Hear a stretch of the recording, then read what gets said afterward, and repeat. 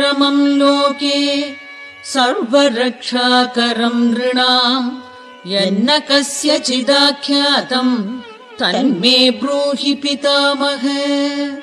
ब्रह्मोवाच अस्ति गुह्यतमं विप्र सर्वभूतोपकारकम् देव्यास्तु कवचं पुण्यं तच्छृणुष्व महामुने। प्रथमं शैलपुत्री च द्वितीयं ब्रह्मचारिणी तृतीयं चन्द्रघण्टेति कूष्माण्डेति चतुर्थकम् पञ्चमं स्कन्दमातेति षष्ठं कात्यायनीति च सप्तमं कालरात्रीति महागौरीति चाष्टमम् नवमं सिद्धिदात्री च नवदुर्गा प्रकीर्तिताः उक्तान्ये